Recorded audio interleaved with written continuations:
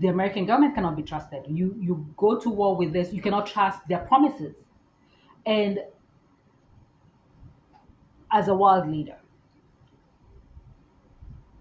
you do have to behave with a certain level of respect. You have to respect your enemies, you have to respect your friends. But it appears that the American government is not doing this, or some people in the government, they're not doing this, they're not respecting the people of the countries they're going into, which goes into the point of, if you don't respect those people and you went to those countries, maybe you should stay home. Stay home, leave them alone, let them sort out their own issues. You don't need to be there. So, and of course, this goes into the international influence of the American government is going to reduce. Of course, it will. Of course, it will. But this is not a problem for the international community. They have their own problems. And you said you're their friend and you're going to help them. And when it's time for when they tell you to help them, you decide we are not going to give you anything. We are not going to give you intelligence. In fact, we're going to take the intelligence we're giving you because we were helping you too much and you were ungrateful. Well, then keep your intelligence to yourself. The reality is the world existed before America was a superpower. The world been in existence. People have been living without the assistance of the American government. So, as much as people welcome the American government in the international community, there needs to be a sort of mutual respect. And the American government wants to lord, like, I'm giving you money, so you do basically an abusive relationship. Is this these countries, it appears, have been in an abusive relationship with the American government. And normally, when you're in an abusive relationship, you leave. If the abuser wants to leave, let him leave. But if you can leave, you leave. So the American government has is in it appears that the majority of the relationships they have across the world was abusive.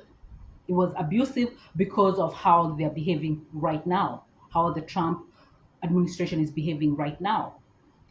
And by that I mean the freezing of aid, international aid, and all this withdrawing of intelligence, and threatening people, ambushing people at the White House. Like, why would anyone want to come to the White House? Like, if they invite you to the White House, you either go there ready to fight because they're gonna ambush you, or you tell them you go, you're not feeling well and you don't show up.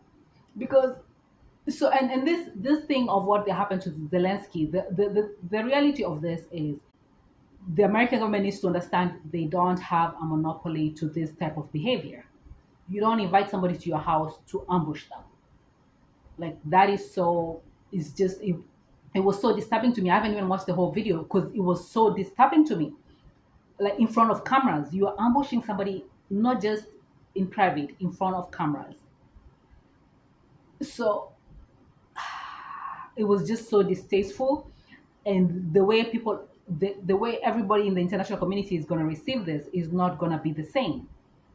The people from another country do this to the American government, or do this to diplomats, or do this to an American president. The American people need to remember it was Trump and Vance who invited Zelensky over and then ambushed him in front of camera. Basically, a reality TV type of ambush.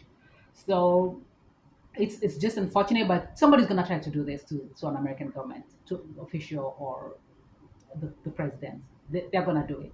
So it's just a question of when.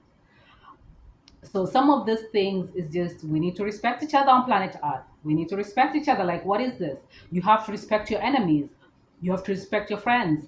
And especially if you claim to be somebody's friend, you do need to respect them. Like, I'm not sure what is happening with Trump attacking allies. Like, don't you have like actual enemies